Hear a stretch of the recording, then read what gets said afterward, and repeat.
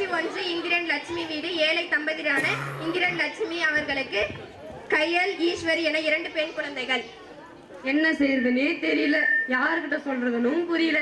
தினமும் கூலி வேலைக்கு போனா இந்த சங்கம் சீட்டு வட்டி காசு பத்தவே மாட்டேனுது. ஆமாங்க, அது என்ன உண்மைதான். போன டைம் சங்கத்துக்கு கரெக்டான காசு கட்டல, எல்லாரும் என்னதாங்க பிடிச்சிருக்காங்க. என்ன பண்றது, நம்ம தலையெழுத்துனாலதான் நாம ஸ்கூல்ல எல்லாம் எழுத்து ஒழுங்கா தெரியாத போனதுனாலதான் எங்களுக்கு இந்த நிலைமை.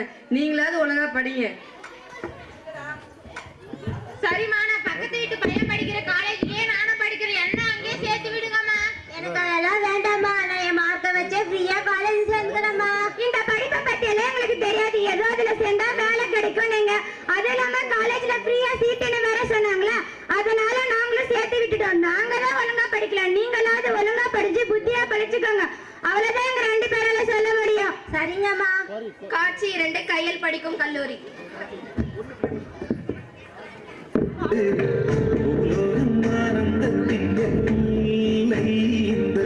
பூமிக்கு கண்ணீர் சொந்தம் இல்லை, சின்னஞ்சீரு கூட்டுக்குள்ள சொர்க்கம் இருக்கு.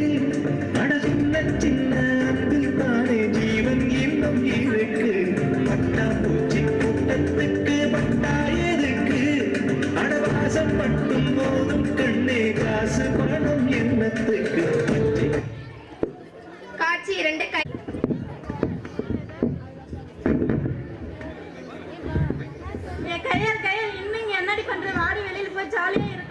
இல்லடி சண்டே, நான் மேடம் கிட்ட கொஞ்சம் டவுட் கேட்கணும் படிக்கிறதுக்கு. எஸ்ஏ ஜெராக்ஸ் வாங்கிட்டு வரேன்டி.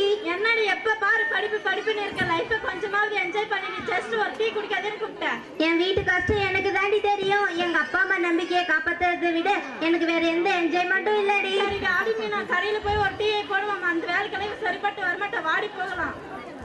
ஆமாண்டி, அவ இந்த வேலைக்கெல்லாம் சரிப்பட்டு வரமாட்டா, சரியான கஞ்சத்தனமா இருக்காச்சு. வாடி இவங்க டீ குடிச்சா நாளைக்கே அவங்களுக்கு நம்ம வாங்கி தரணும். அதுக்கு நம்ம கிட்ட காசு இல்ல, நமக்குன்னு ஒரு நேரம் வரும், அன்னைக்கு பாத்துக்கலாம். காட்சி 3 ஈஸ்வரி. கலர் கலர் ட்ரெஸ், விதவிதமா சாப்பாடு எடுத்துட்டு வராங்க. ஆனா நான் தான் இப்படி இருக்கேன், காலேஜுக்கு டெய்லியும் நடந்தே போறேன். என் மேல எங்க அம்மாவுக்கு எங்க அப்பா கொஞ்சம் கூட அக்கறையே இல்ல. இந்த வீட்டுல வாழ்றது பதிலா வாழாமலே இருக்கலாம். ஏய் ஈசு கொஞ்சம் நில்லு. இந்த உனக்காக 5 ஸ்டார் சாக்லேட் வாங்கிட்டு வந்தேன். சாக்லேட்டா? 5 ஸ்டார் சாக்லேட்டா? இது வரைக்கும் சாப்பிட்டதே இல்ல சாமி. எவ்வளவு அந்த சாக்லேட்? எதுக்குடா அந்த சாக்லேட்?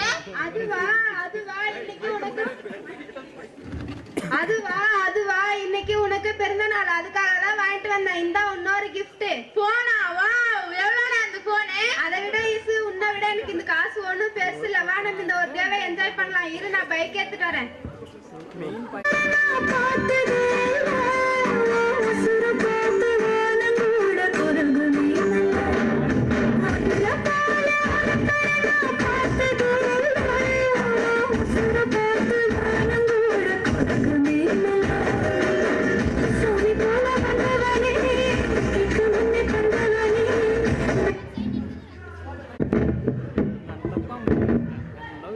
காசு வேற பத்தவே மாட்டேங்குது.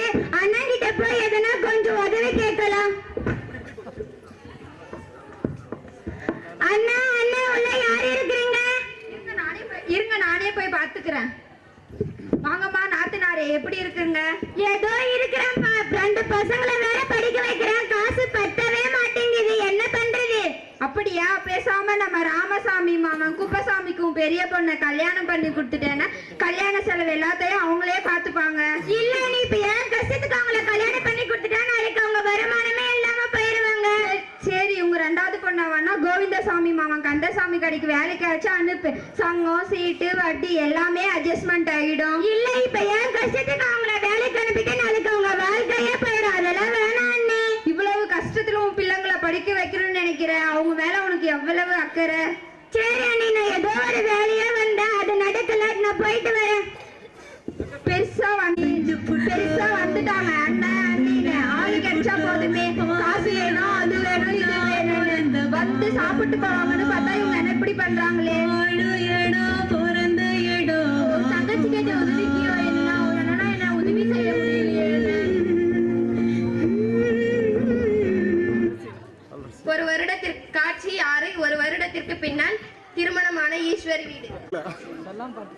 காட்சி 5 இந்திரன்